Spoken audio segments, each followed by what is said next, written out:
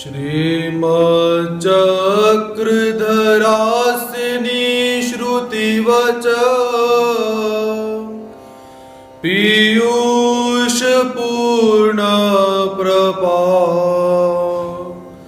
पाथोदपथि पान्थमन्तरपरि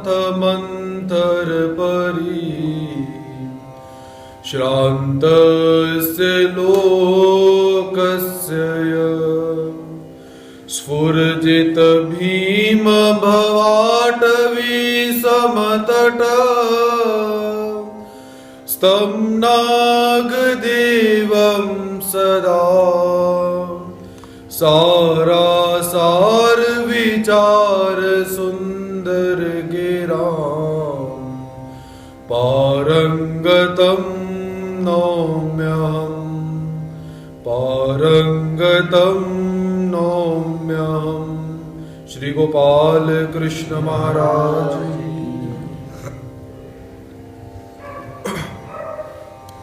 पद्मावती चरणचारी पीतांबरधारी पद्मों से जिनके श्री चरणों का लालित्य अनंत सूर्य के समान दैदीप्यमान होता है और जो अनंत ब्रह्मांड को अपनी अनुपम लीलाओं से संचारित करते हैं, ऐसे भगवान श्री कृष्ण महाराज जी के चरणारविंदों में प्रणिपात करते हैं।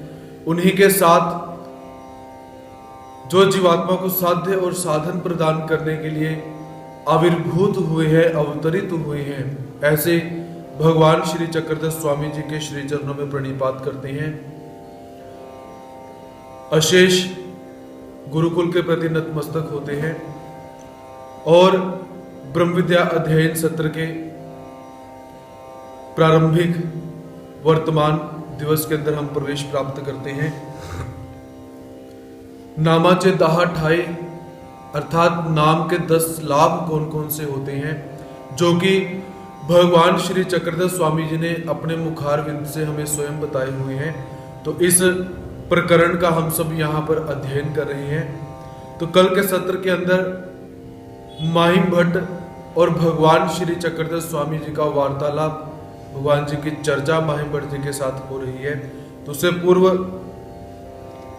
कुछ प्रश्न हमें प्राप्त हुए हैं, उनमें से कुछ प्रश्नों का यहाँ पर हम उपस्थित करना चाहते हैं। तो सबसे पहला प्रश्न हमें प्राप्त हुआ है। तो प्रश्न क्या है कि प्राय मेरा मन भगवान में नहीं लगता है। ऐसा बहुत सारे भक्तों का प्रश्न बहुत बार हमारे समक्ष उपस्थित हुआ है कि हमारा मन भगवान में नहीं लगता।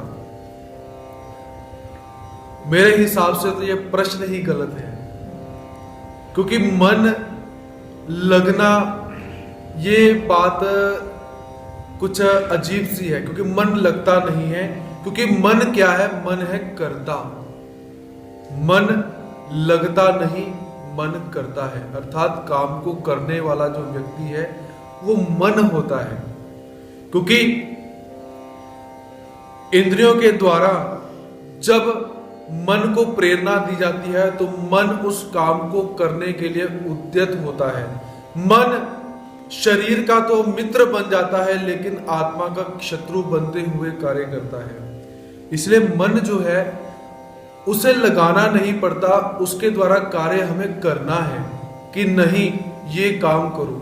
क्योंकि कभी कभी हम क्या कहते हैं कि मेरा दिल नहीं कर रहा, मेरा मन नहीं कर रहा, अर्थात काम करने के लिए मन नहीं करता हमारा।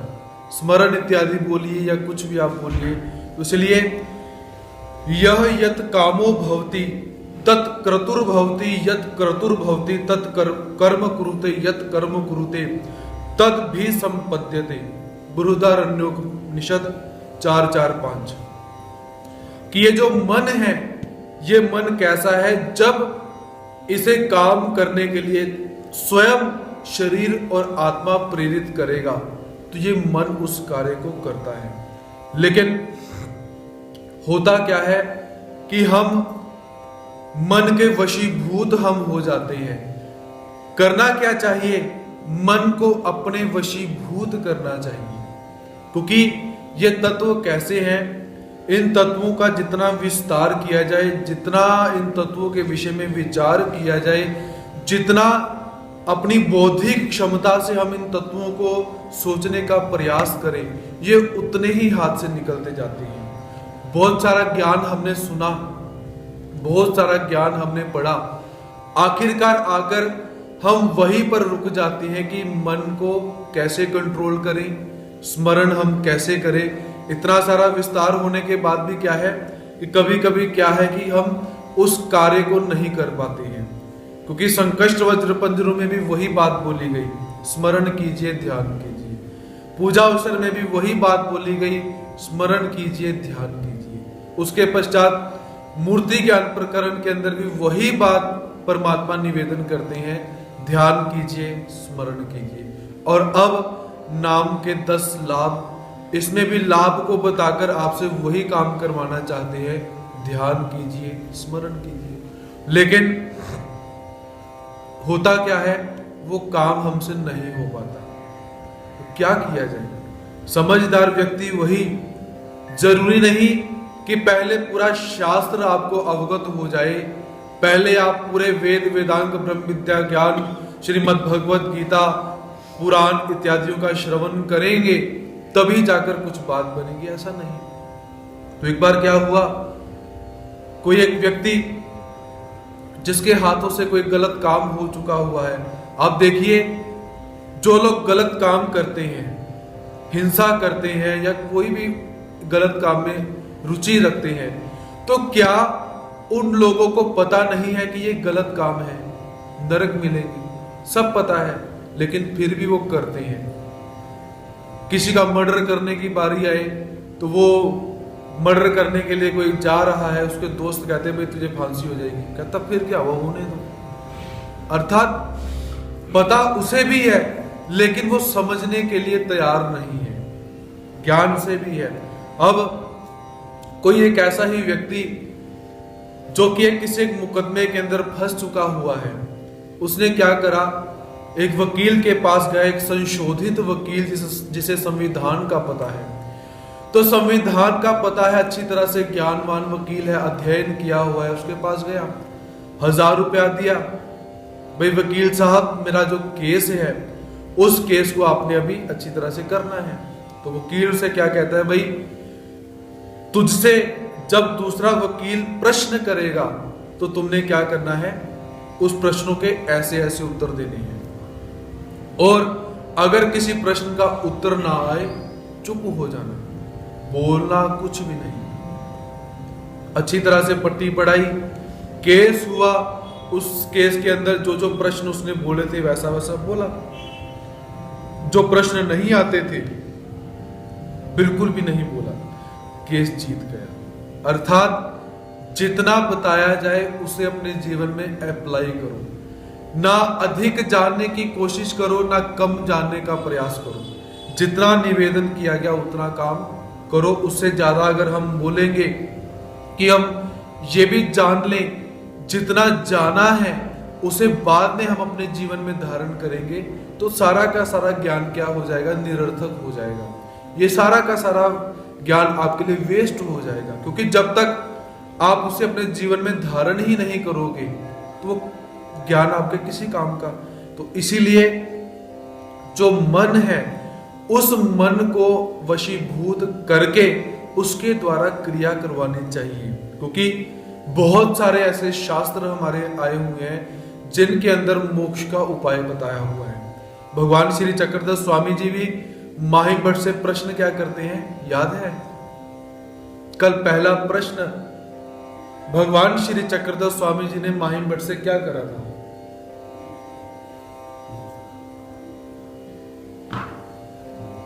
जो लोग कथा सुन रहे हैं वो भी कमेंट करके बता सकते हैं।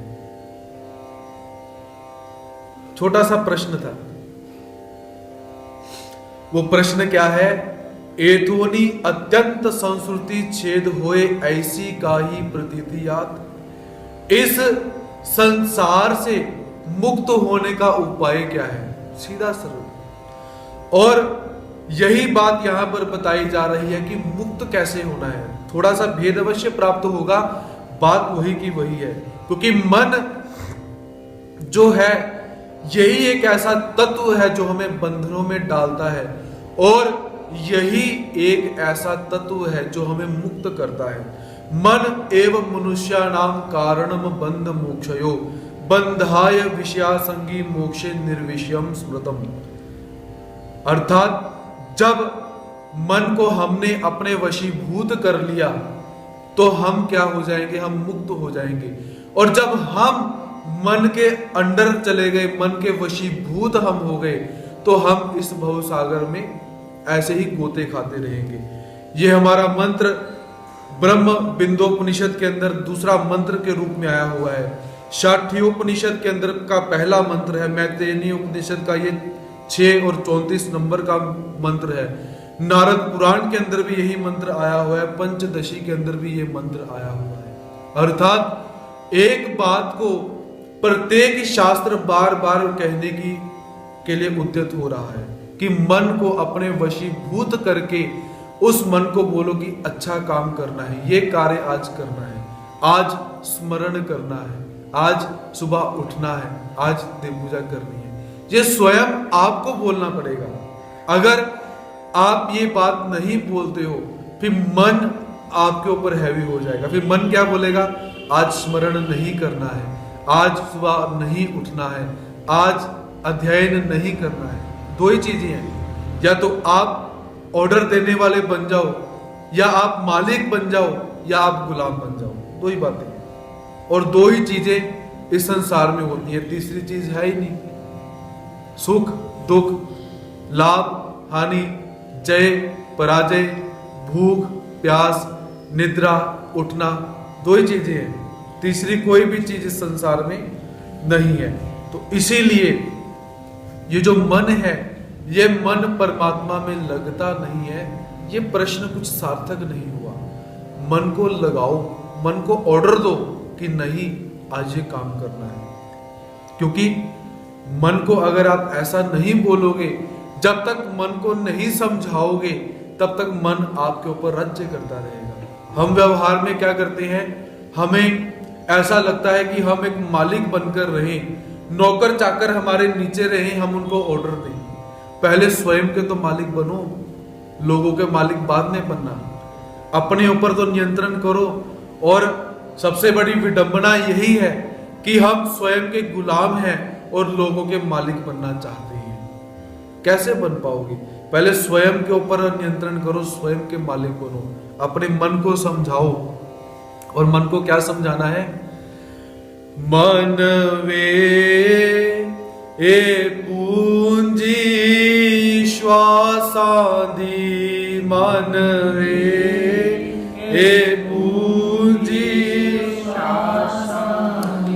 मन वे ए पूंजी श्वासादि, मन वे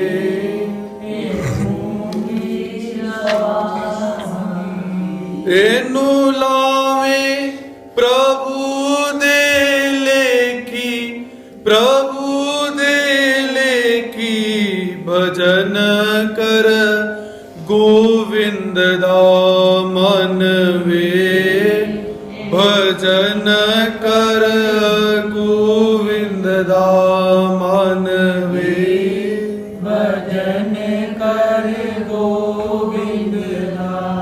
वे तू वेते सदा नी रहना, वे मन मेरा कहना, भजन कर गोविंद दा, मन वे भजन कर गोविंद दा, मन वे भजन कर गोविंद दा, मन वे तू नीवें हो के चलया करो, मन वे तू नीवें हो के चलया करो, मन वे तू नीवें हो के चलया करो, मन वे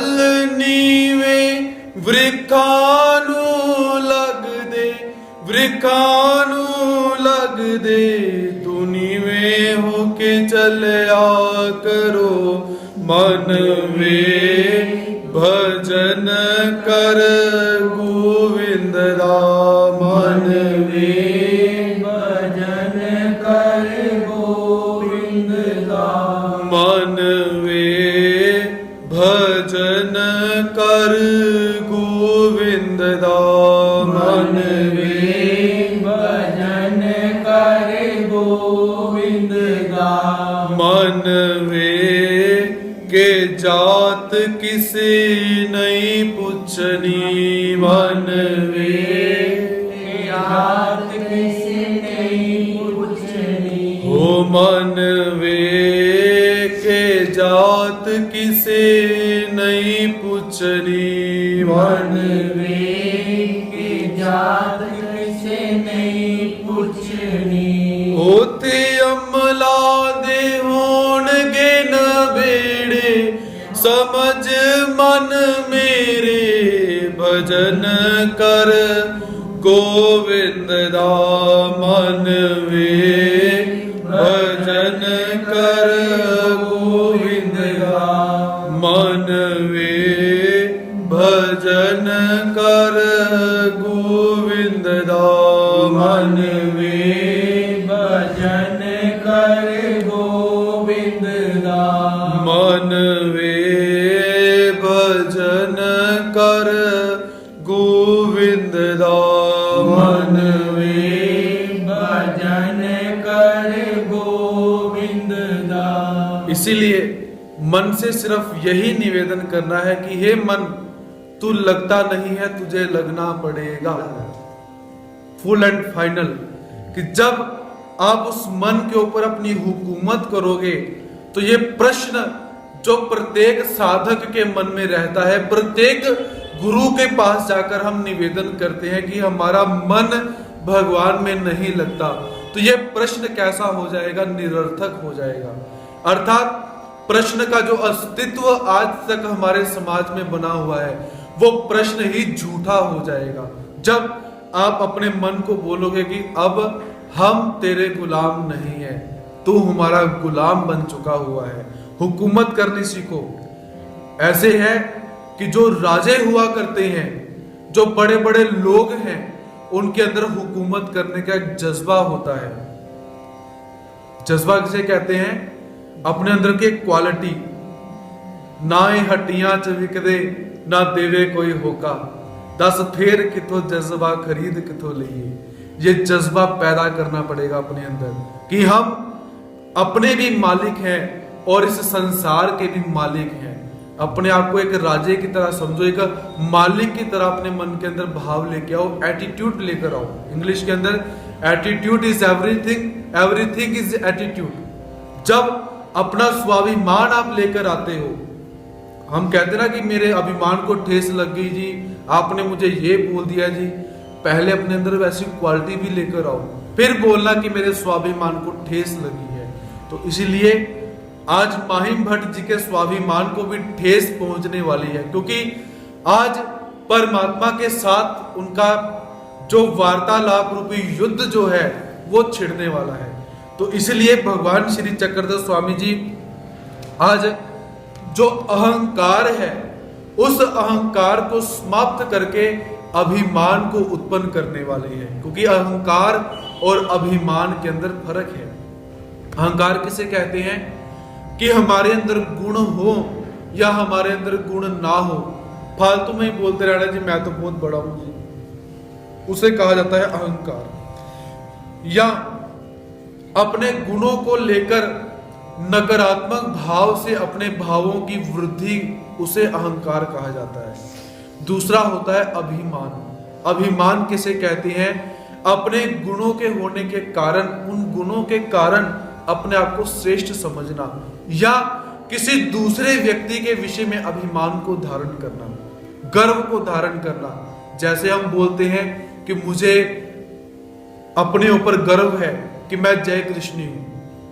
ये गर्व, ये अभिमान अच्छा है।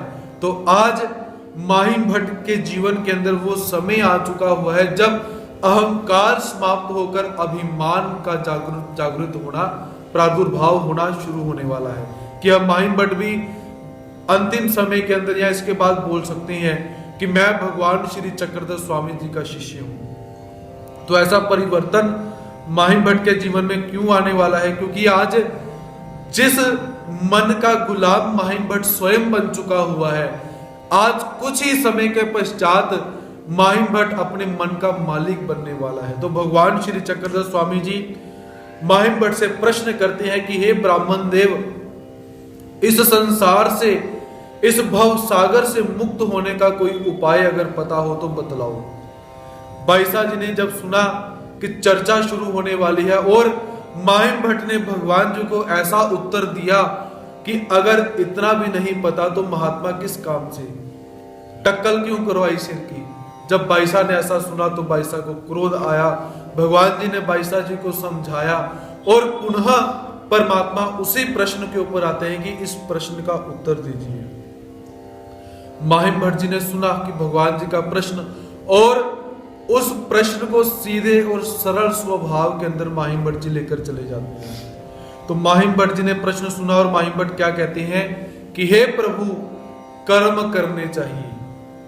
अगर संसार से रूपी सागर से मुक्त होना है तो कर्म कीजिए। कर्मा तब शुद्ध अंतःकरण होए, शुद्ध अंतःकरणे वैराग्य उपजे, वैराग्य ज्ञान होए, ज्ञान उदय मोक्ष। अर्थात पहले कर्म करो। तो कर्म करने से क्या हो जाएगा? कर्म करने से आपका अंतःकरण शुद्ध हो जाएगा।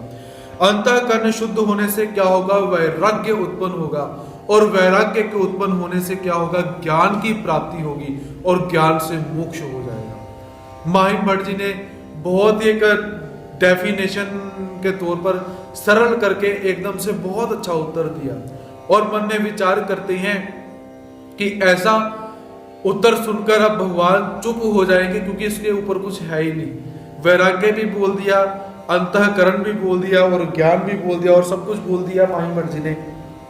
तो भगवान श्री चक्रधर स्वामी जी मुस्कुराए। तो भगवान जी ने कहा बिल्कुल अच्छी बात है, कर्म करने चाहिए। कर्म करने से अंतःकरण शुद्ध हो जाएगा, अंतःकरण शुद्ध होने के पश्चात वैराग्य उत्पन्न हो जाएगा, और वैराग्य उत्पन्न होने के पश्चात ज्ञान मिलेगा, और ज्ञान से मोक्ष हो जाएगा। बहुत अच्छी बात है। तो भगवान जी कहते हैं ठीक है। अब कर्म दो प्रकार के होते हैं।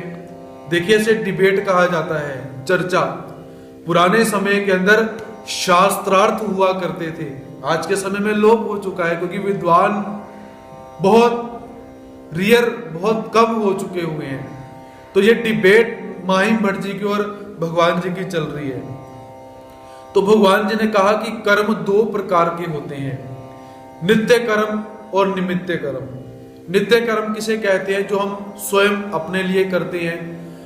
निमित्त कर्म जो हम स्वयं भी करते हैं, दूसरों से भी करवाते हैं। तो भगवान जी क्या निवेदन करती है कि माहिम भट्ट, जो तुमने निमित्त कर्म किए, अर्थात जो साकाम कर्म तुमने किए, निष्काम कर्म नित्य कर्म, साकाम कर्म निमित्त कर्म, तुमने निमित्त कर्म जो हमने करे उसके बारे में हमें फल की प्राप्ति हो गई कि प्रभु मुझे कार चाहिए, मैं इतना इतना सेवा करूंगा जी। सेवा करी, कार मिल गई, दैट्स ऑल। वो कर्म खत्म हो गई वहां पर।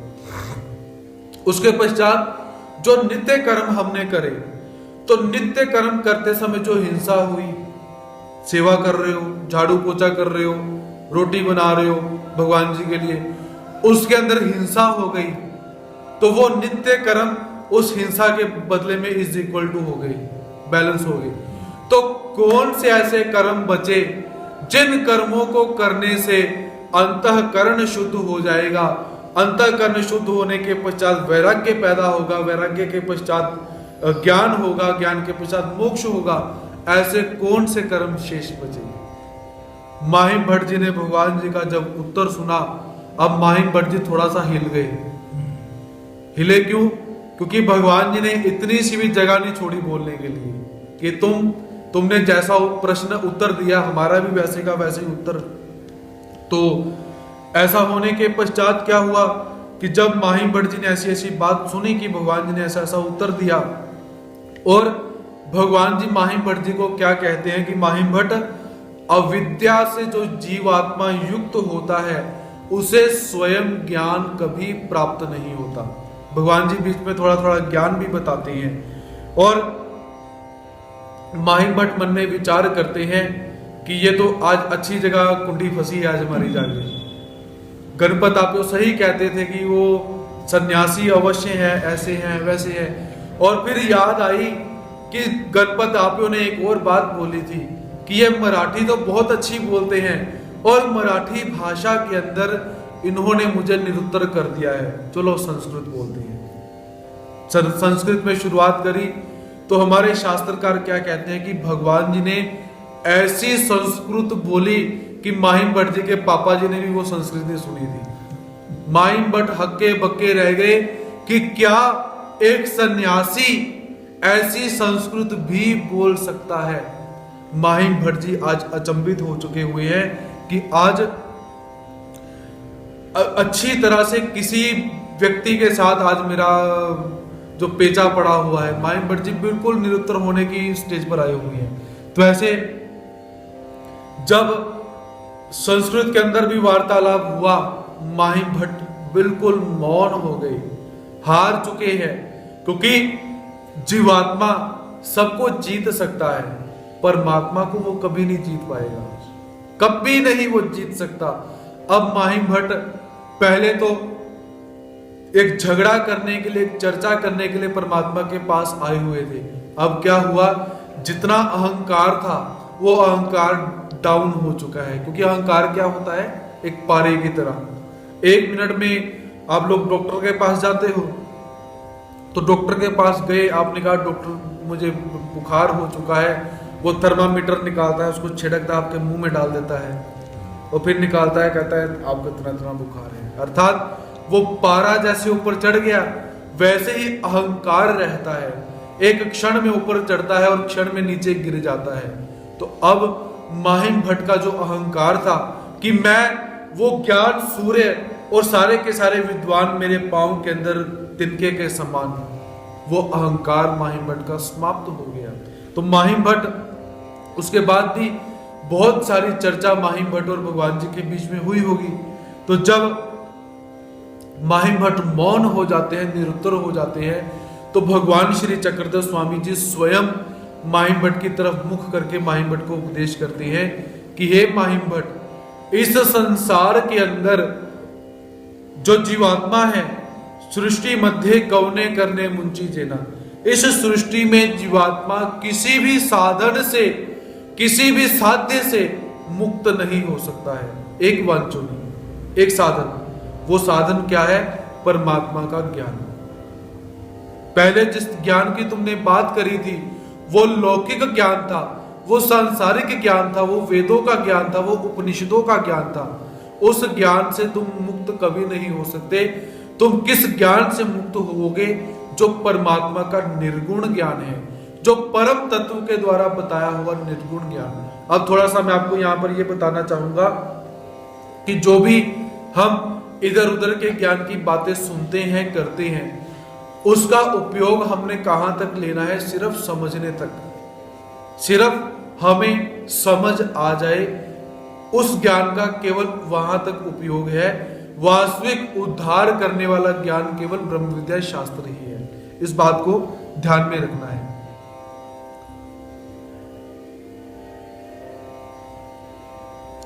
तो माही भट्ट जी भगवान जी से और भी बहुत सारे प्रश्न करते हैं कि हे प्रभु, सृष्टि के अंदर उस ज्ञान से जीवात्मा का मुक्त होना क्यों नहीं संभव, और इस ज्ञान से जीवात्मा क्यों मुक्त हो जाता है, और कैसे, मुझे विस्तार पूर्वक बताइए। तो भगवान जी क्या कहते हैं कि स्वभाव प्रगटे तय जीव मुंचे। तो भगवान जी ने यहां पर माही भट्ट जी को पूर्वी प्रकरण का निरूपण किया हुआ है। पूर्वी प्रकरण जो हमारे ब्रह्म विद्या शास्त्र का बेस कहा जाता है, जिस प्रकरण के अंदर सारा का सारा ब्रह्म विद्या शास्त्र आया हुआ है। पूर्वी प्रकरण आप लोगों ने पढ़ा होगा, तो 3 या 4 लाइनें पूर्वी प्रकरण की हैं, लेकिन इतना छोटा प्रकरण होने के बाद भी उस सारे के सारे छोटे से प्रकरण के अंदर अगर बुद्धि हो आपकी, आप सारा का सारा ब्रह्म विद्या उसके अंदर बोल सकते हो। केवल पूर्वी प्रकरण के अंदर आपको और ब्रह्म विद्या शास्त्र खोलने की जरूरत नहीं है। उसी प्रकरण के अंदर आपकी जिंदगी निकल जाएगी। आप अगर बोलोगे कि विस्तार के अंदर हमने पूर्वी प्रकरण का निरूपण करना है, अगर बुद्धि आपकी हो तो ऐसे भगवान श्री चक्रधर स्वामी जी ने माहिम भट्ट को पूर्वी प्रकरण का निरूपण किया। तो पूर्वी प्रकरण का निरूपण करने के पश्चात अंतिम वाक्य परमात्मा माहिम भट्ट को क्या बोलते हैं कि जो पहला प्रश्न भगवान जी ने पूछा था कि एथोनी अत्यंतिक संस्कृति छेदोनी बंधना पासोनी मुंचन हो ऐसी का प्रतीति आती। इस प्रश्न का उत्तर भगवान जी पूर्वी प्रकरण के अंतिम वाक्य के अंदर देते हैं। वो वाक्य क्या है? ते दास्य मोचक। मोचक अर्थात मोक्ष एतोनी आत्यंतिक संस्कृति छेदु होई ऐसी का प्रतीति आती ते दास्य मोचक। प्रश्न वो था, अब उत्तर ये है कि अर्थात उस परमात्मा का इस सृष्टि के अंदर, इस ब्रह्मांड के अंदर जीवात्मा किसी भी साध्य से, किसी भी साधन से, किसी भी देवता की भक्ति से, किसी भी देवता के सुख फलों से मुक्त नहीं हो सकता है।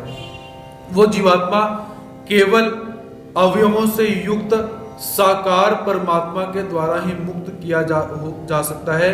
जो परमात्मा अपनी कृपा गुण के कारण सृष्टि के अंदर, कर्म भूमि के अंदर अवतार को धारण करते हैं, तो ऐसे परमात्मा का सेवा दास्य करने से जीवात्मा मुक्त हो सकता है। यह भगवान जी ने उसका उत्तर दिया कि कर्म कौन से करने हैं? विशेष कर्म। अब थोड़ा सा हम श्रीमद् भगवद गीता के अंदर प्रवेश प्राप्त करते हैं। तो यहां पर नित्य कर्म और निमित्त कर्म हमने सुने। नित्य कर्म कौन कौन से होते हैं? अध्ययन, अध्यापन, यजन, याजन, दान और प्रतिग्रह। इसमें 3 कर्म नित्य कर्म और 3 ही कर्म निमित्त कर्म। यजन, याजन। यजन अर्थात स्वयं यज्ञ करना, याजन अर्थात दूसरे से यज्ञ करवाना, अध्ययन स्वयं का अध्ययन करना, अध्यापन दूसरे को पढ़ाना, दान स्वयं दान करना, द्रव्य वस्त्र अलंकार इत्यादि का, और दान प्रतिग्रह। प्रतिग्रह अर्थात दूसरे को दान देने के लिए उद्यत करना, प्रेरणा करना, प्रेरित करना। तो ऐसे 3 कर्म नित्य कहे जाते हैं और 3 ही कर्म निमित्त कहे जाते हैं। तो ये कर्म भगवान जी ने जैसे बोला वो उसमें बराबर हो चुके हैं। अब कौन से कर्म बचते हैं जो भगवान जी ने प्रश्न करा? तो इसका अगर सटीक उत्तर आप चाहते हो तो श्रीमद् भगवद गीता के अंदर हम प्रवेश प्राप्त करते हैं। तो भगवान श्री कृष्ण महाराज जी श्रीमद् भगवद गीता के अंदर क्या कहते हैं कि कर्म जो है वो 3 प्रकार के होते हैं। कर्म, अकर्म और विकर्म। कर्म किसे कहते हैं? अब थोड़ी सी डेफिनेशन चेंज होगी, ध्यान से सुनिए। कर्म जो पुण्य भाव से किए जाते हैं उन्हें कर्म कहा जाता है गीता के हिसाब से। अकर्म जो पाप भाव से कर्म किए जाते हैं, गलत काम किए जाते हैं, उन्हें अकर्म कहा जाता है। विकर्म, विकर्म अर्थात विशेष कर्म, जो भगवान जी यहां पर बोलते हैं ते दास्य मोचक। विशेष कर्म अर्थात निर्गुण कर्म, निष्काम कर्म। नित्य कर्म, निमित्त कर्म और निष्काम कर्म। जो निष्काम कर्म आप करते हो, निष्काम विधि आप करते हो, उसके माध्यम से आपको मोक्ष की प्राप्ति होगी। यह श्रीमद् भगवद गीता और ब्रह्म विद्या शास्त्र का जब हम सामंजस्य बिठाते हैं, दोनों का अच्छी तरह से अध्ययन करते हैं, तो ये प्रश्न हमें दोनों जगह पर प्राप्त होते हैं। तो भगवान जी यहाँ पर क्या कहते हैं कि माहिम भट्ट उस परमात्मा का निष्काम कर्म करो, निष्काम विधि करो। वो विधि क्या है? सेवा और दास्य। सेवा दास्य अर्थात जो परमात्मा से दूर रह के की जाती है उसे सेवा कहा जाता है। जो भगवान जी के पास रह के किया जाता है उसे दास्य कहा जाता है। जो गुरु के पास रह के किया जाए उसे दास्य कहा जाएगा। जो गुरु ने दूर से आपको बताया हुआ है उसे सेवा कही जाएगी। ऐसी डेफिनेशन हम ले सकते हैं। तो भगवान जी कहते हैं कि सेवा करो, दास्य करो। माहिम भट्ट जी ने सुना कि परमात्मा ने मुझे आज वो चीज बताई जो मैं षड दर्शनों को पढ़ने के बाद भी मैं नहीं जानता था। 6 दर्शन पढ़े, प्रभाकर शास्त्र पढ़ा मैंने, और न जाने कौन कौन से शास्त्र पढ़े। वो वस्तु जो परमात्मा ने आज मुझे बताई है वो मुझे आज तक उन शास्त्रों में नहीं मिली। इसलिए ब्रह्म विद्या शास्त्र के अंदर प्रत्येक शास्त्र भरा पड़ा है। आप यहाँ पर ये तत्व देख सकते हैं। तो माहिम भट्ट जी का अगला प्रश्न, माहिम भट्ट जी भगवान श्री चक्रधर स्वामी जी से क्या कहते हैं कि हे प्रभु, मैं आपका शिष्य बना हूं, मुझे अब आप ज्ञान प्रदान कीजिए। अब देखिए, अगर श्रीमद् भगवद गीता के साथ थोड़ा सा और मेल मिलाप करें कि गीता और ब्रह्म विद्या शास्त्र एक जैसे कैसे हैं, कि यही स्थिति जो आज माहिम भट्ट और भगवान श्री चक्रधर स्वामी जी की है, द्वापर युग के अंदर कुरुक्षेत्र के अंदर यही स्थिति भगवान श्री कृष्ण महाराज जी की और अर्जुन की हो रही है। दूसरे अध्याय के अंदर अर्जुन भी दूसरे अध्याय में भगवान जी से क्या कहता है कि शिष्यस्तेहम शादिमाम त्वाम प्रपन्नम, कि हे माधव, मैं अब तुम्हारा शिष्य बन चुका हूं, मुझे ज्ञान प्रदान करो। और यही बात माहिम भट्ट जी अब भगवान जी से बोलते हैं कि हे प्रभु, मैं आपका शिष्य बन चुका हूं, मुझे अब ज्ञान प्रदान करो। दोनों की दोनों बातें कैसी है, एक जैसी हमें दिखाई देती है। तो भगवान श्री चक्रधर स्वामी जी पूर्वी प्रकरण का निरूपण करने के पश्चात माहिम भट्ट ने भगवान जी से प्रश्न करा कि हे प्रभु, आप कहते हो कि सेवा दास्य करो, तो सेवा दास्य किसका करना चाहिए? तो भगवान श्री चक्रधर स्वामी जी ने पूर्वी प्रकरण निरूपण करने के पश्चात पंच कृष्ण निरूपण किया, पंच नाम प्रकरण का निरूपण किया, और जो 5 अवतारों का सेवा दास्य है वो निरूपण किया हुआ है। तो ये जब हम पूर्वी प्रकरण पढ़ेंगे तो तब जाकर इन चीजों का हम यहाँ पर विस्तार करेंगे। तो उसके पश्चात जब भगवान जी ने इतना निरूपण करा तो माहिम भट्ट जी भगवान जी को कहते हैं कि हे प्रभु, कि सन्निधान जो होता है वो सन्निधान किस अवतार का करना चाहिए? तो भगवान जी ने अपने पट के ऊपर हाथ मारा कि जैसे पैठन के अंदर हम परमेश्वर अवतार हैं। जब पट की लीला आपने याद करनी है, ये लीला भी आप याद कर सकते हो, क्योंकि यहां पर भी भगवान जी ने अपने मांडी के ऊपर, अपने पट के ऊपर हाथ मारा हुआ है। तो भगवान जी उस समय उसके पश्चात क्या कहते हैं कि माहिम भट्ट, जीवात्मा को बोध और वेद हमसे ही प्राप्त होता है। हम क्या पढ़ रहे हैं? नामाचे दहाटाई, कि नाम से वेद भी होता है और नाम से बोध भी होता है। विषय को ध्यान में रखा कीजिए कि हम पढ़ क्या रहे हैं, मूर्ति ज्ञान पढ़ रहे हैं कि पूजा अवसर पढ़ रहे हैं कि नाम के लाभ पढ़ रहे हैं। तो भगवान जी क्या कहते हैं कि माहिम भट्ट, जीवासी बोध आनी बोध शक्ति ते एथोनिची किंगा, अर्थात जीवात्मा को बोध और बोध शक्ति जो प्रदान की जाती है वो हम स्वयं शक्ति को प्रदान करते हैं। वेद अपने आप हो जाता है और बोध परमात्मा शक्ति प्रदान करते हैं। शक्तियां होती है ना, टीवी में देखते हो ऐसे, वो शक्ति परमात्मा जब प्रसारित करते हैं तब जीवात्मा के पास वो शक्ति आती है। तो ऐसे भगवान जी ने माहिम भट्ट जी को निरूपण किया। और आगे भगवान जी क्या कहते हैं कि हाथी का दृष्टांत देकर भगवान जी माहिम भट्ट जी को समझाने का प्रयास करते हैं।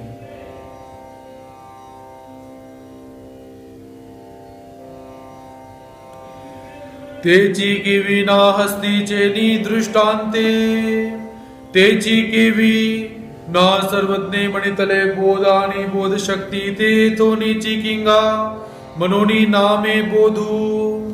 अर्थात भगवान जी माहिम भट्ट को हाथी का दृष्टांत निरूपण करते हैं कि सारी की सारी देवताएं कैसे परमात्मा से भिन्न है, क्योंकि माहिम भट्ट जो है वो प्रत्येक देवी देवता के कार्य कारण स्वरूप लक्षण को अच्छी तरह से जानते हैं।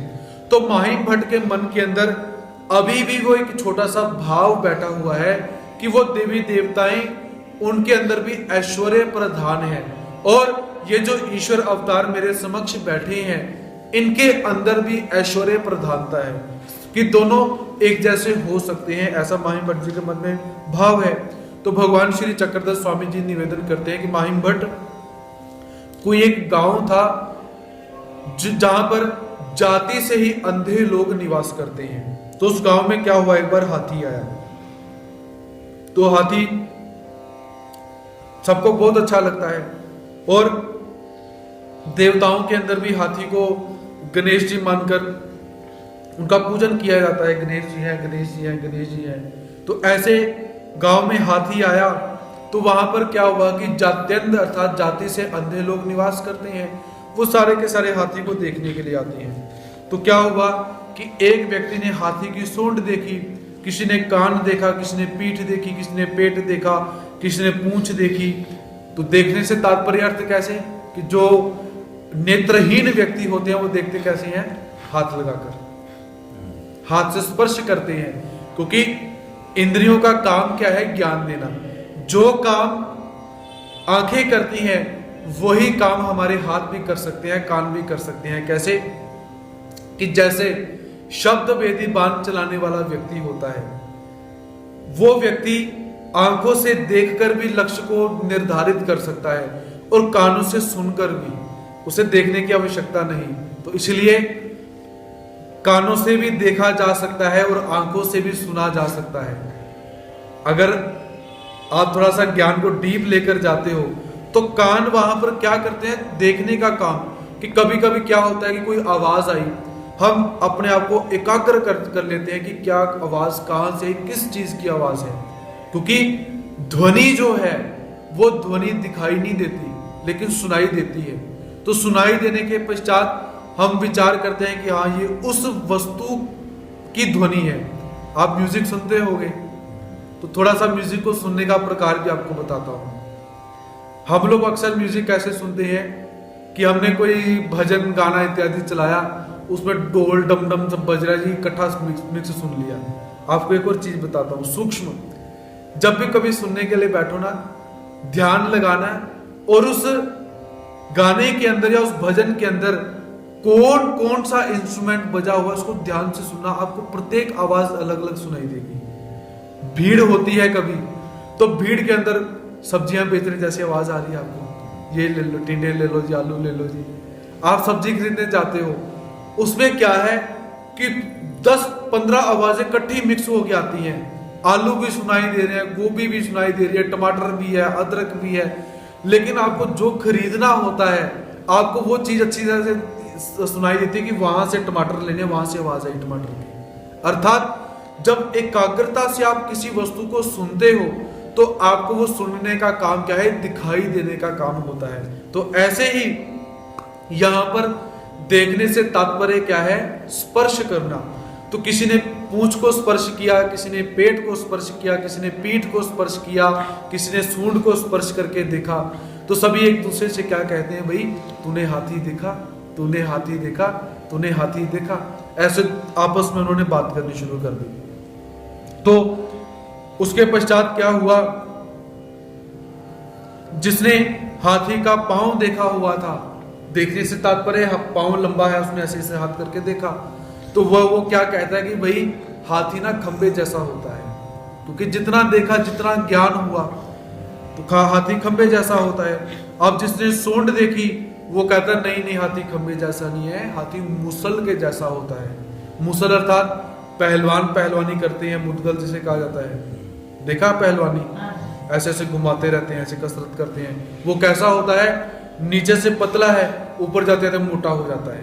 तो हाथी की सूंड कैसी है, आगे से पतली होगी, ऊपर से मोटी हो रही है। तो दूसरा कहता है नहीं भाई हाथी खंबे जैसा नहीं है, हाथी मुसल के जैसा है। अब जिसने कान पकड़ा हुआ था वो कहता नहीं नहीं, ना खंबे जैसा है ना मुसल के जैसा है, हाथी कैसा है, छज्जे जैसा है। धाने को उड़ाते हैं जैसे छज्जा जो होता है, क्योंकि कान भी ऐसा लंबा सा है। तो वो कहता नहीं नहीं ऐसा नहीं है, कान छज्जे के जैसा है, सुपा सारी का। अब जिसने पीठ देखी थी, पीठ कैसी है, लंबी ऐसी, वो कहता नहीं नहीं तुम सब झूठ बोलते हो, हाथी पीठ के दीवार के जैसा है, जैसे दीवार सफेद होती है, ऐसे हुआ। उसके पश्चात जिसने पेट देखा था, पेट कैसे गोल होता है, हाथी का पेट भी ऐसे गोल है, वो कहता नहीं नहीं तुम सब झूठ बोलते हो, हाथी कैसा है, जैसा ड्रम, गेहूं को भरने का गोल ड्रम होता है, वैसे ड्रम के जैसा गोल है।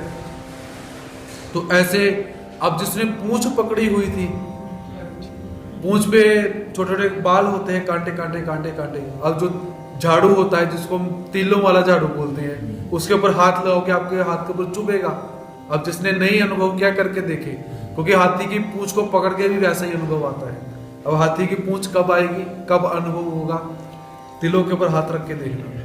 तो जिसने हाथी की पूंछ को पकड़ा, उससे थोड़ा थोड़ा वो चुभे बाल, वो कहता तुम सब झूठ बोलते हो, हाथी कैसा है, सराटिया सारगाता झाड़ू के जैसा, जैसा झाड़ू होता है। अब हुआ क्या, आपस में ऐसे बात करते करते विवाद शुरू हो गया, लड़ना शुरू हो गए, झगड़ना शुरू हो गए। तो वहां पर क्या हुआ, एक नेत्रों से युक्त व्यक्ति आया। तो उसने देखा कि सारे के सारे अंधे व्यक्ति झगड़ा कर रहे हैं। जाकर पूछा कि झगड़ा करने का कारण क्या है। तो क्या देखता है कि ऐसे ऐसे झगड़ा हो रहा है। तो वो सभी को क्या बोलता है कि अरे ये हाथी का एक एक अवयव है, इन अवयवों को जोड़कर हाथी एक प्राणी बनता है। और हम विचार करें क्या वो झूठ बोल रही है, वो भी अपनी जगह पर सही है, क्योंकि जिसने जिस अवयव को पकड़ा हुआ है उसे वही अनुभूति होगी। तो यहाँ पर ये उसने जब बोला कि ये हाथी का एक एक अवयव है, इन अवयवों से युक्त जब प्राणी हो जाए तो उसे हाथी कहा जाता है।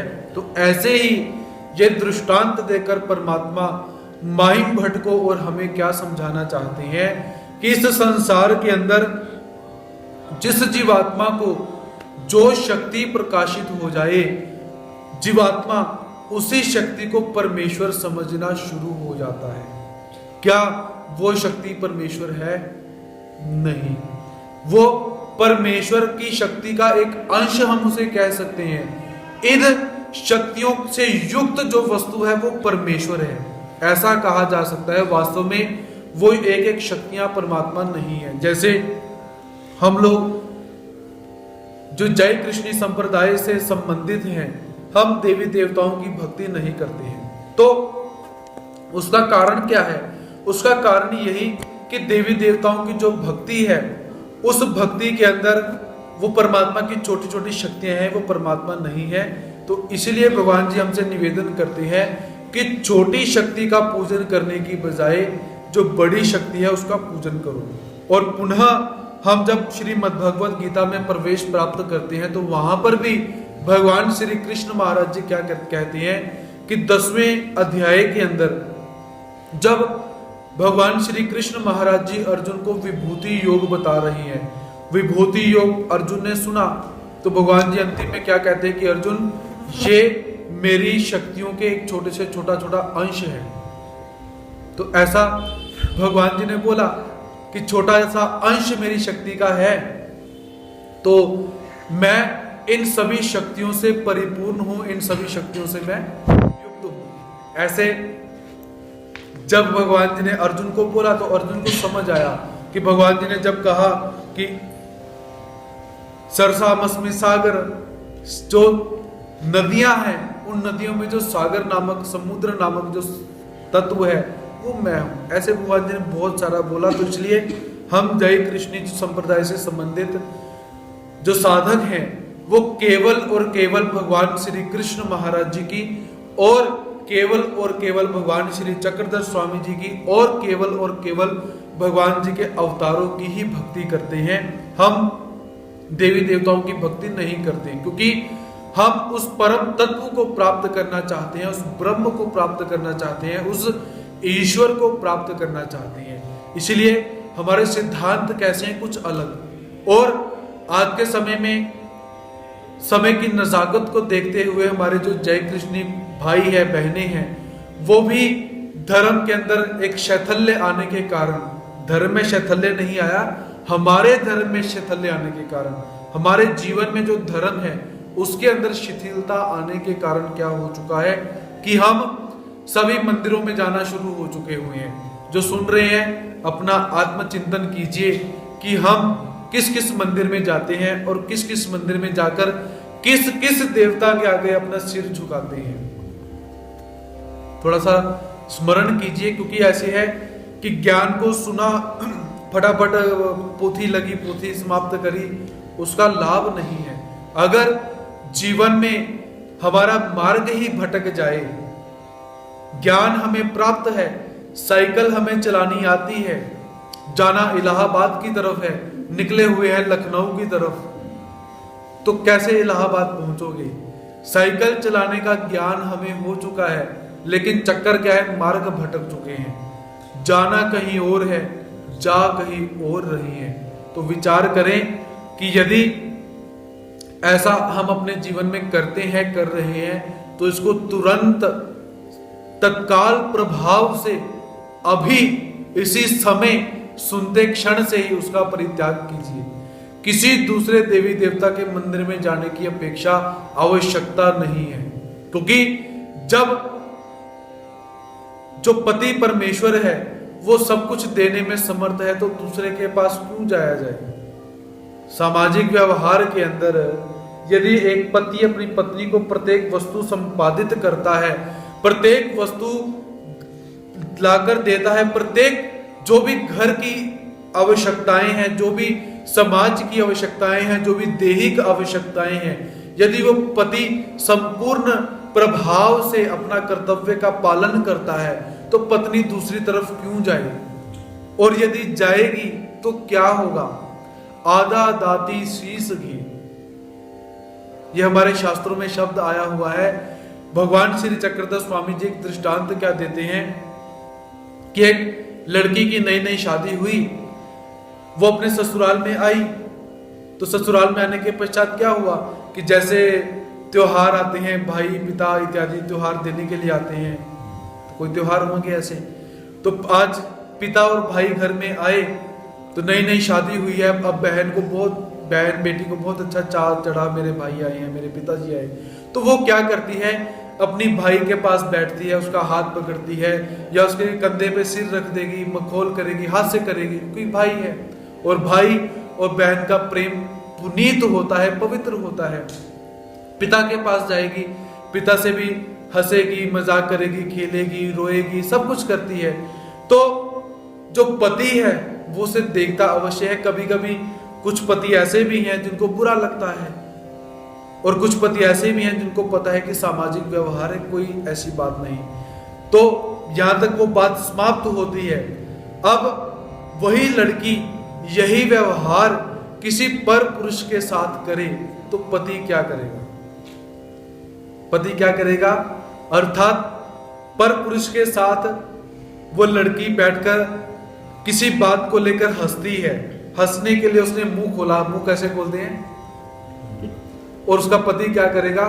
तलवार लेकर उसी समय आधा दाती शीस के बीच में से ही हंसने के लिए उसने मुख खोला, तलवार लेकर उसके मुख को गर्दन से नहीं काटेगा, मुख के अंदर से काटेगा। कितना रोष! ये शब्द हमें क्या बताते हैं कि कितना रोष बताया हुआ है कि पति के मन के अंदर रोष कितना पैदा होगा। यही सिद्धांत यहां पर लागू होता है कि परम पिता परमेश्वर, जिसे हम पति कहते हैं, पति अर्थात मालिक, गोसावी, स्वामी, प्रभु, हम इन शब्दों का उच्चारण करते हैं, तो हम अपने उस पति को छोड़कर जब दूसरी जगह जाते हैं और दूसरी जगह जाने के बाद मत्था टेकते हैं, तो परमात्मा को कैसी फीलिंग होती होगी। और पंजाबी में इसी चीज को पंजाबी में क्या कहा जाता है? मुंह मारना। शब्द चरित्र के साथ और वाक्य के साथ मिलते हैं।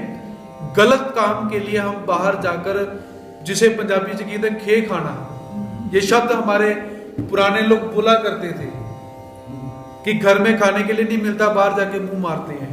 मतलब माता बच्चे के लिए कुछ अच्छी घी और की चूरी बनाती है। चूरियां आज के समय में खत्म हो चुकी हैं, माता के पास टाइम ही नहीं है, और माता घी, चीनी और चपाती की चूरी बना के रखती है, और बच्चे बाहर जाकर बर्गर, पिज्जा इत्यादि खा के आते हैं, और माता क्या कहती है?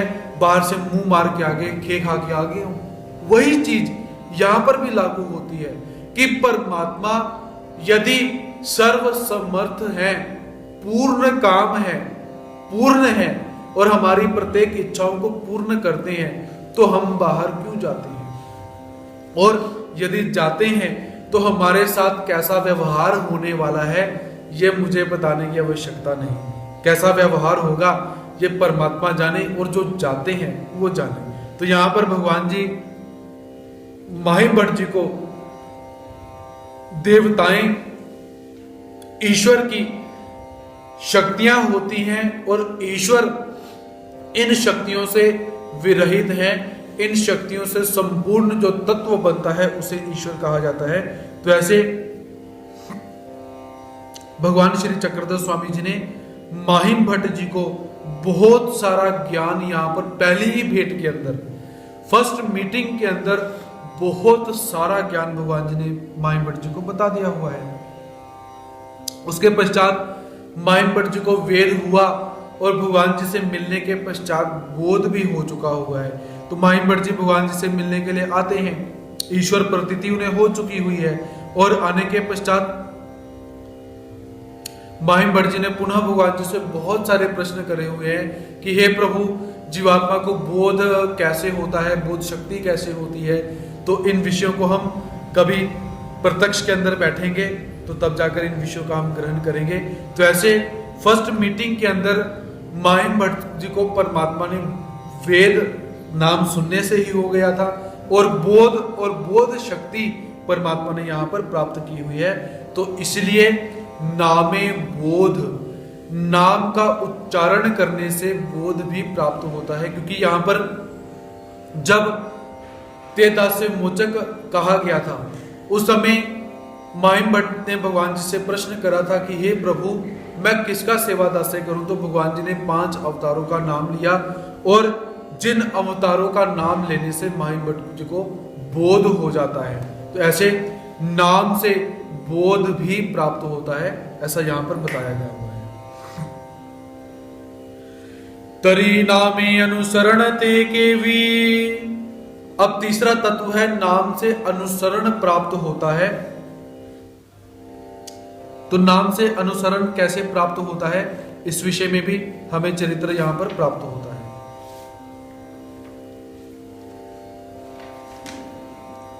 ना डोमे ग्रामी दे माइसा कुष्ठ धर्म निरूपणे तिये लिड़े चेनी न्यायी। डोमे ग्राम के अंदर महादाइसा को, देमाइसा को कुष्ठ धर्म का निरूपण करना। देमाइसा के प्रति भगवान श्री चक्रधर स्वामी जी ने कुष्ठ धर्म का निरूपण किया हुआ है। उस लीला को मुख्य करके भगवान जी बताते हैं कि अनुसरण, नाम लेने से, नाम का उच्चारण करने से अनुसरण कैसे प्राप्त होता है। तेजी के भी ना कुष्टिया चेनी दृष्टांते। तेजी के भी अर्थात वो कैसे, ना कुष्टिया चेनी दृष्टांते। भगवान जी ने उसी चरित्र के अंदर कोड़ी का दृष्टांत भी भगवान जी ने बताया हुआ है। और उस कोड़ी के दृष्टांत के अंदर भगवान जी क्या बताते हैं, तेजी के भी ना सर्वज्ञ मणितले देव माझा मी देवाचा ऐसिया परी असी जो का देमती। तो भगवान जी कहते हैं कि देमती कैसा कैसा निवास करना चाहिए। देवो माझा मी देवाचा ऐसिया परी असी जो का देमती। मनोनी नामे अनुसरण, इसलिए नाम से क्या होता है, अनुसरण भी प्राप्त होता है। तो ये सारा का सारा चरित्र, दृष्टांत और वचन कैसा है इसका अध्ययन करते हैं। तो भगवान श्री चक्रधर स्वामी जी का निवास डोमे ग्राम के अंदर है। उस समय क्या है कि भगवान श्री चक्रधर स्वामी जी के पास साधा माता बैठी हुई है। और कैसी बैठी है, भगवान जी के बहुत पास बैठी हुई है। तो बाहर से देमाइसा आई। देमाइसा आने के पश्चात देमाइसा भी भगवान जी के पास बैठ जाती है। तो बैठी भगवान श्री चक्रधर स्वामी जी साधा को बोलते कि साधा, तुमने स्नान करने के लिए नहीं जाना। तो साधा कहती हाँ जी भगवान जी, जाना है जी स्नान करने के लिए। साधा उठी, अपने वस्त्र इत्यादि लिए और गंगा नदी पर स्नान करने के लिए वो चली गई। भगवान जी को दंडवत किया, प्रणाम किया। तो उसके पश्चात जब साधा चली जाती है और साधा के मन के अंदर विचार आया कि कुछ ना कुछ गड़बड़ जरूर है, कि देमाइसा आई, मुझे भगवान जी ने भेज दिया, क्योंकि संशय पैदा हो गया। और वो क्या करती है, बाहर जाकर दरवाजे के पास जाकर छुप कर देखती है कि भगवान जी इसे क्या निरूपण करते हैं। तो ऐसा जब हुआ उसके पश्चात भगवान जी देमती को क्या कहते हैं? देमती देमाइसा एक ही बात है। अब भगवान जी देमती को क्या कहते हैं? देमाइसा तुम भी अपने गांव जाओ। तो देमाइसा ने सुना कि हम अपना घर गुर छोड़ के आए सब कुछ, भगवान जी हमें कहते हैं घर जाओ। ये चरित्र पूर्व श्रुत है आपके द्वारा। तो देमाइसा भगवान जी से कहती कि हे प्रभु, हम अपना घर बार सब छोड़ के मैं आपके पास आई हूं और आप कहते हो कि अपने गांव की तरफ जाओ, ये क्या बात हुई? तो भगवान जी कहते कि तेरे पास था ही क्या? पति तेरा मर चुका है, जिसके कारण तू श्रृंगार नहीं कर सकती है, रंगीन कपड़े नहीं डाल सकती है, और घर में अपने पिता और देवरों और भाभीयों के बर्तन इत्यादि साफ करके तुझे 2 टाइम का भोजन मिलता है, और उसको भी तू ऐसी जिंदगी को भी क्या बोलती है कि मैं सब कुछ छोड़ के आई हूं, सब कुछ छोड़ के आई हूं। वो कहते हैं ना कि वाक्य के अंदर, बोलने के अंदर कितने सारे प्रकार रहते हैं कि वो एक व्यक्ति कहता है कि मैं तो ना 3-4 दिन के अंदर नहाता हूं, 3-4 दिन के अंदर। कहते इतनी लेट, और तुम कब नहाते हो? कहता मैं तो जुम्मे के जुम्मे नहाता हूं। मतलब जुम्मा जो होता है मुसलमानी भाषा के अंदर वो साल के अंदर आएगा, और ये कहता मैं तो 3-4 दिन के अंदर नहा लेता हूं। कहते इतनी देर, 3-4 दिन, और तुम मैं जुम्मे के जुम्मे, मतलब साल पड़ गया। और बोला कैसे कि मैं तो रोज ही नहाता हूं। तो ऐसे भगवान जी कहते कि तेरे पास था ही क्या? और देमती क्या कहती? जी जी मैं तो बहुत कुछ छोड़ के आई हूं। वैसे भगवान जी के अंदर बात हुई, भगवान जी कहते देमती इसे छोड़ना नहीं कहते, इसे कहते अपने आप छूट गया। अब होता क्या है कि संसार के अंदर व्यापार में घाटा पड़ गया, लॉस हो गया, पत्नी मर गई, बच्चों ने घर से निकाल दिया, चलो जी संन्यास ले लें, और आकर बोलते हैं देखो जी मैं तो, मेरी इतनी बड़ी फैक्ट्री थी जी, मेरी ऐसी ऐसी पत्नी है, मेरे बच्चे हैं, देखो मैंने संन्यास लिया। छोड़ा नहीं, छुड़ाया गया है, निकले नहीं, धक्का मारा गया है। शब्दों के अंदर फर्क है। तो देमाइसा भी भगवान जी से यही कहती है, लेकिन भगवान कहते देमती इसे छोड़ना नहीं कहते हैं, इसे कहते हैं छुड़ा लिया गया है। तो छोड़ना कैसे कैसे होता है? जैसे कुष्टी ने छोड़ा, थोड़ा सा भाव जो उसने अंतिम समय के अंदर रखा, जो भाव उस कुष्टी ने रखा था अंतिम समय के अंदर देवता के प्रति, वैसा त्याग होना चाहिए, वैसा भाव होना चाहिए।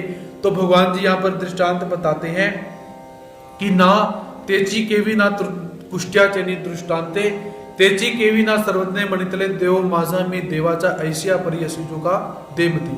कि एक व्यापारी जो अपने परिवार से बहुत दूर रहता है, और दूर रहते हुए अपना नौकरी करता है, जो तनख्वाह मिलती है उसे घर भेज देते हैं, कभी कभी समय मिले घर में फोन भी करता है, और घर के परिवार के लोग अच्छी तरह बात भी करते हैं। तो सारी जिंदगी उस व्यापारी ने ऐसे ही व्यतीत कर दी। परिवार के लोग बहुत खुश हैं, क्योंकि जब तक देते रहोगे कुछ, परिवार के लोग खुश रहेंगे।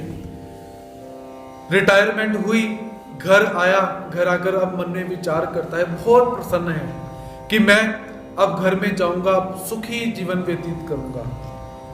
घर पहुंचा तो पत्नी, घर के बच्चे बहुत अच्छी तरह से मिले, लेकिन विधि का विधान कुछ और ही था। जब सुख भोगने का समय आया तो क्या हुआ? उस व्यक्ति को कोढ़ हो जाता है, कुष्ठ हो जाता है। कुष्ठ हुआ, पहले तो घर के अंदर बैठा रहता है, फिर कुछ घर के बाहर बैठता है। तो घर के बाहर बैठने पर क्या होता है कि जो बच्चों के दोस्त आते हैं, सहेलियां आती हैं, मित्र आते हैं, वो कहते कि ये तेरे पापा हैं। तो बच्चे कहते हैं भाई आप अंदर ही बैठा करो, आप बाहर मत निकला करो, आप बाहर बैठते हो। हमारे दोस्त बोलते हैं ये तुम्हारे पापा हैं, बच्चे बोलते हैं। फिर वो कहीं पर थूकता है, कहीं पर कोड़ से उसके पीक निकल रही है, कहीं पर कुछ हो रहा है। तो अब क्या हुआ, उसकी पत्नी भी जब काम से निमित्त आती है, कभी जाती है, कभी आती है, कभी जाती है, वो भी क्या कहती है कि थू मर कोड़ी अजुई का जीता है, कि अरे कोड़ी तेरे ऊपर थूकती हूं, तू मरता क्यों नहीं है, क्यों जीता है। जब पत्नी ने ऐसी बात बोल दी, मन टूट जाता है, हताश हो जाता है। हताश हुआ, गांव के पास एक छोटा सा देवता का मंदिर बना हुआ है, दुबलेश्वर देवो ऐसा मंदिर का नाम है। मतलब जो दुबले हैं, जो कमजोर हैं, उनका ईश्वर, ऐसी छोटी सी देवता। वहां पर गया तो वहां पर जाकर देवता को क्या कहता है कि देव माझा मी देवाजा, कि हे देव, आज के बाद तुम मेरे हो और मैं तुम्हारा हूं, मेरा कोई भी नहीं है। ऐसा भाव रखकर वहां पर सो गया। वहां पर जो भक्त आते हैं, कोई उसे कंबल देकर चला जाता है, कोई उसे पानी इत्यादि देकर चला जाता है, और कोई उसे खाने का सामान देकर चला जाता है, कोई पैसे देकर चला जाता है। और देवता को प्रसन्न किया उसने, तो देवता ने क्या करा, उसका जो कुष्ठ रोग है वो भी दूर कर दिया। रोग भी दूर हो गया है, पैसा भी आ रहा है, भोजन भी मिल रहा है, सब कुछ मिलता है। वो कहते हैं ना, सिर मुंडवाने के 2 लाभ, खाने को मिले लड्डू और लोग कहन महाराज। अर्थात सन्यासी हो जाओ, प्रत्येक वस्तु मिलती है, और वो भी एक सन्यासी होकर बैठ गया। लेकिन अब धीरे धीरे क्या हुआ, गांव के अंदर वार्ता चुगलियां होनी शुरू हो गई, अपप्रचार शुरू हो गया कि कैसे बच्चे हैं, देखो पिता को घर से निकाल दिया। ऐसी स्थिति के अंदर पिता को की देखरेख करना चाहिए, उसको उसका औषधोपचार करना चाहिए, कैसे बच्चे हैं। और दोस्तों ने बोलना शुरू कर दिया, रिश्तेदारों ने बोलना शुरू कर दिया, सहेलियों ने बोलना शुरू कर दिया। तो लज्जा के मारे पिता को लेने के लिए आते हैं, और अगर कहा पिताजी घर चलिए, हमें अपनी गलती के ऊपर पछतावा है, ऐसे है, वैसे है, ये है, वो है। लेकिन वो पिता क्या कहते हैं, तुम्ही माझे नव्हे, मी तुमचा नव्हे, तुम मेरे नहीं हो, मैं तुम्हारा नहीं, मैं इस देव का हूं, इस परमात्मा का। तो ऐसा जब उन्होंने बोला तो वो लज्जित होकर घर चले जाते हैं। तो भगवान जी कहते हैं कि त्याग ऐसा होना चाहिए कि सर्वस्व समर्पित कर दिया। तो हमारे शास्त्र में त्याग के बहुत सारे प्रकार बोले हुए हैं कि कुष्ठी वासनेचा त्याग इसे कहा जाता है, कि कुष्ठी रोग होने पर त्याग किया जाता है। ऐसे त्याग के बहुत सारे प्रकार आए हुए हैं। तो भगवान जी ने बोला कि देवती, ऐसा होना चाहिए कि सब कुछ संपन्न हो, और या जितनी भी वस्तु हो उसे एकदम से परित्याग कर दो कि हमारा कुछ भी नहीं है। ये कहने के लिए बहुत छोटी सी बात है, लेकिन ये बात जब आप प्रैक्टिकल में लेकर जाओगे तो आपको बहुत सारा पुनः वही बात अपने मन को समझाना पड़ेगा, क्योंकि प्रत्येक वस्तु मन के साथ जुड़ी हुई है। अब यहां पर मैं आपसे एक छोटी सी बात यही निवेदन करूंगा कि आप लोगों ने अपने मोबाइल का परित्याग करना है। 4 घंटे मोबाइल नहीं देखना, पूरा छोड़ने के लिए नहीं बोलूंगा, सिर्फ 4 घंटे अपने से अपने मोबाइल को दूर रखना है। आज प्रैक्टिकल करके देखिए, लेकिन 90% लोग इसमें फेल हो जाएंगे, नहीं रख पाओगे। आपका मन बार बार दौड़ेगा, जाऊं हाथ लगाऊं, जाऊं हाथ लगाऊं, जाऊं हाथ लगाऊं, देखूं देखूं देखूं, नहीं तो किसी की घंटी बज जाएगी, फिर बोलोगे नहीं अब तो उठाना ही पड़ेगा। अर्थात मन नहीं मानता, जितना मर्जी समझाओ, लेकिन फिर उस मन का गुलाम बनना है या मालिक बनना है, ये आपके हाथ के अंदर है। क्योंकि क्या है, अपने जीवन के अंदर छोटी छोटी बातें आपको मैं बताना चाहता हूं कि मन हमारा वश में क्यों नहीं है, क्योंकि हमने उस मन को क्या किया हुआ है, एक बिना लगाम के घोड़े की तरह छोड़ के रखा हुआ है कि जहां दिल करता है वहां भागो, जैसा दिल करता है वैसा भागो। अब ऐसे घोड़े को कंट्रोल करने के लिए मशक्कत तो करनी पड़ेगी, एकदम से तो कंट्रोल होगा नहीं। उसके लिए कुछ उपाय मैं आपको यहां पर निवेदन करूं कि क्या करो, अपने घर की छत पर जाओ, तो घर की छत पर जाकर कोई सामने एक वस्तु रखो, या कुछ सामने एक ऐसी सूर्य की तरफ देखो, सूर्य की तरफ देख नहीं सकते हो, नीचे देखो, आंखें खत्म हो जाएंगी, सूर्य की तरफ देखोगे, चंद्रमा की तरफ देखो। अपने मन को बोलो कि पूरे 1 मिनट तक मैंने किसी वस्तु का विचार नहीं करना। मेरा काम धंधा क्या चलता है, मेरी पत्नी के साथ झगड़ा क्यों हो चुका हुआ है, उसे कैसे मनाऊंगा, उसे कैसे हंसाऊंगा, बच्चों ने आज क्या कर दिया हुआ है, पैसे कहां से आएंगे। प्रत्येक वस्तु से 1 मिनट के लिए बिल्कुल विचार नहीं करना। जाकर बिल्कुल शांत होकर 1 मिनट गुजारो, ऊपर जाकर बिल्कुल साइलेंट हो जाओ कि मेरे जीवन के अंदर मेरे अलावा और ये जो चंद्रमा मुझे दिखाई दे रहा है इसके अलावा कुछ नहीं है, मैंने इसे निहारना है।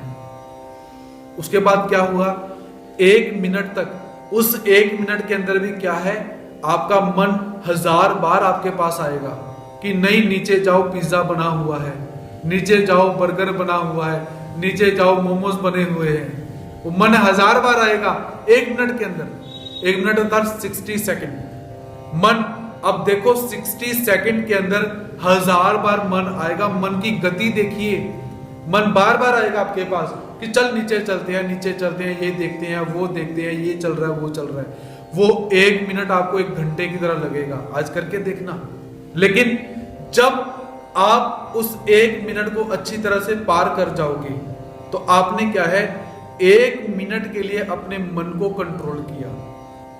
अगले दिन पुनः जाओ, अब 2 मिनट के लिए मन को कंट्रोल करना है।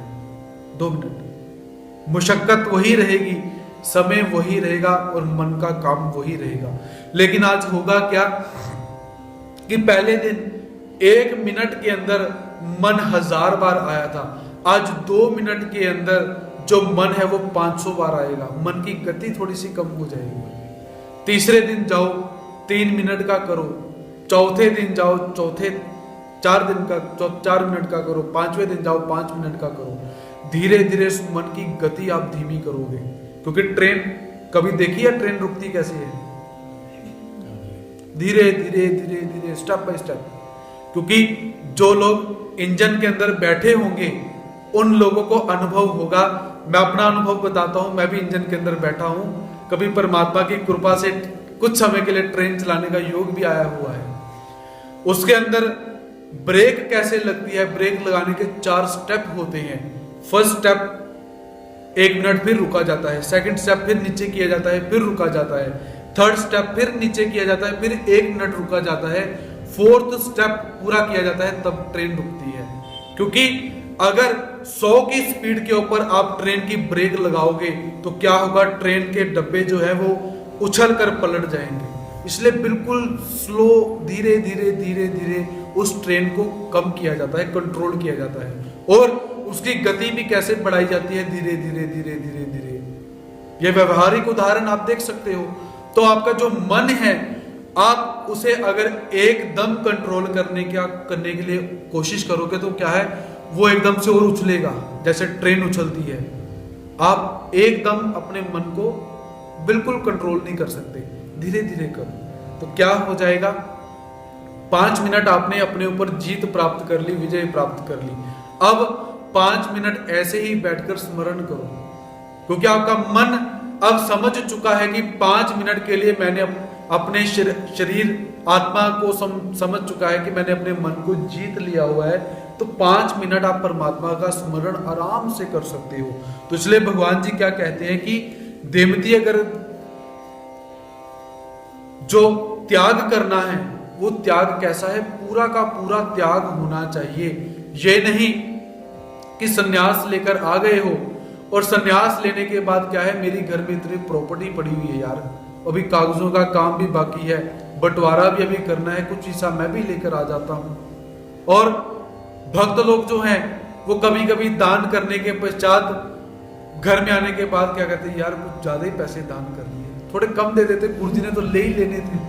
उन्होंने बोलना थोड़ी था कि भगत जी कम पैसे दिए पंगत के। या आते हैं विचार, अपना आत्मचिंतन कीजिए। ये नई बातें नहीं है, ये हमारे मन के भाव हैं कि दान करने के पश्चात थोड़ा कम दे देते तो चल भी जाना था, कोई ऐसी बात नहीं थी। इन भावों के ऊपर ही हमने कंट्रोल करना है, कोई नई चीजें नहीं है। तो ऐसे आप इस ट्रिक को, इस मेथड को अप्लाई कर सकते हो। और दूसरा मेथड, जो लोग मन में विचार करते हैं कि सुबह उठा नहीं जाता क्योंकि नामाचे ताहट है, इसे खत्म करने के लिए एक दिन का काम है, लीलाएं सुनानी है, आप लोगों ने सुनी भी हुई है, सारी की सारी लीलाएं आपके द्वारा शुरू हैं। लेकिन लीलाओं को सुनने के पश्चात वही स्थिति हमारी रहेगी कि पंचा दा कहना सिर मथे, साडा परनाला ओथे दा ओथे। घूमने के बाद वही स्थिति रहेगी। एक बार क्या हुआ, पंजाबी दे विच एक बुढ़ी बहुत लड़दी हुंदी सी, लड़ाई झगड़ा। सारा दा सारा महला जिहड़ा बुढ़ी दा, वो सारा सरपंचा को गया जी, बुढ़ी बहुत तंग करती, क्योंकि जिहड़ी बुढ़ियां हुंदियां ना, हिंदी सठिया गया बंदा, हम कहते ना सठिया गए हो, मतलब 60 से ऊपर हो चुके हो, बुजुर्ग हो। और कुछ बुजुर्ग ऐसे हो जाते हैं कि बहुत दिक्कत देते हैं। तो ऐसी एक पंजाबी जे ऐदा दी एक बुढ़ी सी, सारे नूं तंग करती रहंदी सी। सारे सरपंच को गए जी, कहते सरपंच जी बुढ़ी बहुत तंग करती है जी। पंच बैठे जी, 5 सरपंच बैठे जी, सारा पिंड बैठा, एक उस बुढ़ी नूं बिठाया गया जी। उन्हां पंचां ने, उन्हां सरपंचां ने बहुत समझाया जी, माता ऐदा नहीं करते, आराम ना कर रहीदा हैगा, ऐदा नहीं करते, उदा नहीं करते, बड़ा समझाया जी। बुढ़ी कहती ठीक है जी, मैं अज तो बाद किसी को तंग नहीं करांगी। घर गई, घर जाके फिर वही, ओए तू आ क्यों कीता जी, तू आ क्यों कीता, तू आ क्यों कीता, तू आ क्यों कीता। ते लोकी की कहंदे, पंचा दा कहना सिर मथे, साडा परनाला ओथे दा ओथे ही। कहंदी परनाला मैं इत्थे ही लावांगी, पानी मैं इत्थे ही डोलांगी, गंद मैं इत्थे ही पावांगी, कहीं हमारी स्थिति वो ना हो जाए। इतना पढ़ने के बाद गुरुजी मन नहीं लगता, सुबह उठ नहीं सकते हैं जी, स्मरण नहीं हो पा रहा, भगवान जी की मूर्ति याद नहीं आ रही, तो पढ़ाने का क्या फायदा, अर्थात कुछ भी नहीं। उसके लिए जो लोग सुबह सच्चे मन से उठना चाहते हैं वही इस मेथड को अप्लाई करेंगे। जो लोग नहीं उठना चाहते हैं वो नहीं करेंगे, वो कर भी नहीं सकते, उनके अंदर हिम्मत ही नहीं है करने की। और करना क्या है, जब रात को सोना है, सोते समय क्या करना है, जितना बड़ा नोट आपके पास हो, 100, 500, 1000 के नोट बंद हो चुके हैं, वो तो कोई भी रख लेगा, 2000 का नोट, जितने से बड़ा नोट आपके पास अवेलेबल हो, उसे अपने सिराने के नीचे रखना है। ठीक है जी, सिराने के नीचे रखना है। देखिए भगवान देख रहे हैं, झूठ मूठ का अपने ऊपर रहम नहीं करना कि सिराने का नोट रख लिया, गुरुजी ने बोल दिया, और अब तक बड़े लोगों ने सोच भी लिया है कि पक्का रखेंगे। पूरी बात सुनो, फिर अपने मन को बोला फिर रखना है, पूरी बात सुन लो पहले, उसके बाद नोट रखना है। और भगवान जी को और अपने आप को बोलना है कि सुबह मैंने पूरे 5 बजे उठना है, या पूरा 4 बजे उठना ही है। एक टाइम फिक्स करो कि 5 बजे मैंने उठना ही उठना है। अगर नहीं उठे तो सुबह उठो।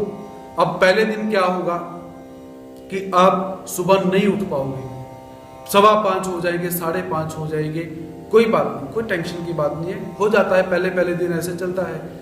वापस जाओ सोने के लिए। अब क्या करना है, जाकर सिराना उठाना है, नोट निकालना है, रहम नहीं करना अपने ऊपर, नोट को पाड़ देना है, नोट को पाड़ देना है, सो जाओ, मस्त नींद से सो जाओ। अब दूसरे दिन पुनः दोबारा यही काम आपने करना है, नोट सिराने के नीचे रखो, सुबह उठो। अब दूसरे दिन भी क्या होगा, 15 मिनट या 5 मिनट या 10 मिनट लेट हो जाओगे, कोई बात नहीं, कोई टेंशन नहीं, कोई हमें भागने की जरूरत नहीं, बड़ा टाइम पड़ा हमारे पास। वापिस जाओ, सिराना उठाओ, नोट निकालो, नोट को क्या करना है, पाड़ देना है। अब तीसरे दिन देखो, आप भी उठोगे, आपके पापा जी भी उठेंगे। नोट पाड़ने की जब बारी आएगी, आपका मन क्या करेगा कि अलार्म बजने से पहले ही 2 बज गए, 2:30 बज गए, 3 बज गए, 3:30 बज गए, 4 बज गए, 4:30, 4:45, उठ जाओ, फटाफट उठो। आप स्वयं उठोगे, बी प्रैक्टिकल करके देखो। क्योंकि जब हमें पता चलेगा कि हमारा नुकसान होने वाला है, नोट पाड़ना अर्थात नुकसान, जब पता चल जाएगा कि नुकसान हो जाएगा, हम भी उठेंगे और हम लोगों को भी उठाएंगे। और जब हम निश्चिंत होकर सोते हैं कि क्या हो जाएगा, आज नहीं उठे, जीवन की घड़ियां बीत चली, आगे फिर बीत जाएंगी, क्योंकि हमें ना उठने का नुकसान जो है वो नहीं पता कि ना उठने से नुकसान क्या होता है। प्रैक्टिकल करके देखिए, तीसरे दिन लोग आपको बोलेंगे कि महीना लग सकता है, 2 महीने लग सकते हैं, 4 महीने लगेंगे, 6 महीने लगेंगे। मैं 3 दिन का चैलेंज आपको दे रहा हूं, यहां पे करके देखिए। तीसरे दिन अगर आप ना उठे, मेरा नाम चेंज कर देना, मुझे अपने नाम से बहुत प्यार है, मेरा नाम बदल देना। आप तीसरे दिन अपने समय पर उठोगे, क्योंकि आपको नुकसान का पता चल चुका है कि मेरा नुकसान होने वाला है, मैं उठूंगा। अब देखिए, जिस दिन आपने जहाज की टिकट करवाई होती है, जिस दिन जहाज की आपने टिकट करवाई, जहाज सुबह 5 बजे दिल्ली एयरपोर्ट से लैंड होने वाला है और आप उस एयरपोर्ट से 10 किलोमीटर की दूरी पर रहते हो, तो आप क्या करते हो? रात रहते ही जाग जाते हो। क्या करते हो? रात रहते ही जाग जाते हो। आप रात को पूरी तैयारी करते हो, आपने घर से 3 बजे 2 बजे आपने निकलना है, आप रात को सोते ही नहीं हो। और अगर 1 या 2 किलोमीटर दूर आपका एयरपोर्ट है, आपने 3 बजे पहुंचना है, तो आप रात को 10 बजे सोकर 1 बजे जाग जाते हो, क्योंकि आपको पता है अगर देरी हो गई 1 सेकंड की भी तो मेरा नुकसान हो जाएगा। उठते हो कि नहीं? कोई उठाने आता है? और उस दिन क्या है, नींद ही नहीं आती। कई लोगों को तो इसलिए नींद नहीं आती कि जहाज में बैठना है, बहुत एक्साइटमेंट हो जाती है। और कई लोगों को इसलिए नींद नहीं आती कि नुकसान हो जाएगा। ये बातें जीवन में, अध्यात्म में धारण करो, एक्साइटमेंट रखो अपने जीवन के अंदर कि हाँ, सुबह मैंने स्मरण के लिए उठना है, सुबह मैंने स्मरण के लिए जागना है। जब वो एक्साइटमेंट हो जाएगी या डर हो जाएगा कि कहीं समय ना निकल जाए, कहीं फ्लाइट हमारी मिस ना हो जाए, हमारा नुकसान हो जाएगा। चीजें हमारे जीवन में पहले ही पड़ी हुई है, परंतु उपयोग में कैसी लेकर आनी है हमें पता ही नहीं है, कैसे उसको प्रयोग करना है। भाव खुशी का, एक्साइट होना, दुख का भाव, दुखी होना, शोक के अंदर जाना, हम रोज दिन प्रतिदिन जाते ही जाते हैं। अब इसे धर्म के तौर पर इसे प्रयोग करने का प्रयास कीजिए।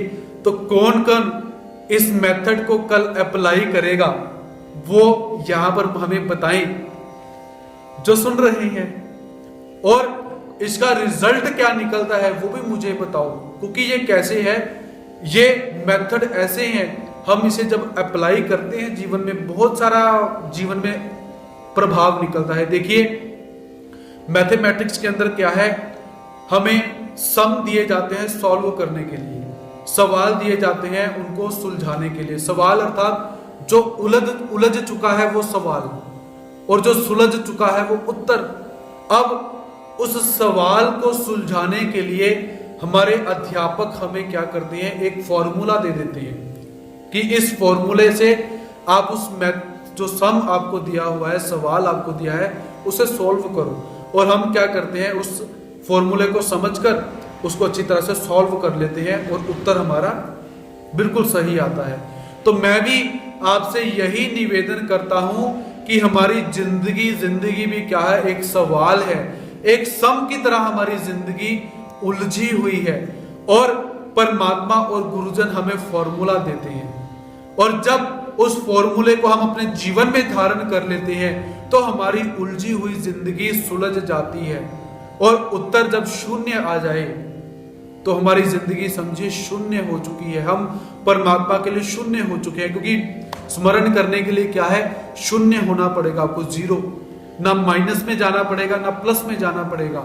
जब आप शून्य भाव के अंदर अपने आप को बोलोगे कि मैं शून्य हूं, तब आपको क्या आएगा कि अहम ब्रह्मास्मि, कि मैं उस ब्रह्म की तरह बन सकता हूं, मैं अभी शून्य हूं, शून्य हो चुका हूं मैं। ये मेथड, ये फॉर्मूले अपने जीवन के अंदर अप्लाई करो तो आपको ये जितनी बातें हम पढ़ रहे हैं कि ऐसा करो, वैसा करो, स्मरण करो, दान करो, या त्याग करो, या ऐसा करो, ये कोई बहुत बड़ी बात नहीं है। लेकिन जब सुलझोगे, सुलझने के बाद फॉर्मूला दिया जाएगा, फॉर्मूला अप्लाई करोगे, अपने आप उस शून्य भाव के अंदर, उस तत्व के अंदर आप प्रवेश प्राप्त कर जाओगे। तो आज का समय जो है हमारा यहाँ पर समाप्त हो रहा है। तो कल पुनः परमात्मा की दिव्य लीलाओं को लेकर 4 बजे आपके समक्ष उपस्थित होने का प्रयास रहेगा। तब तक के लिए सभी भक्तों को जय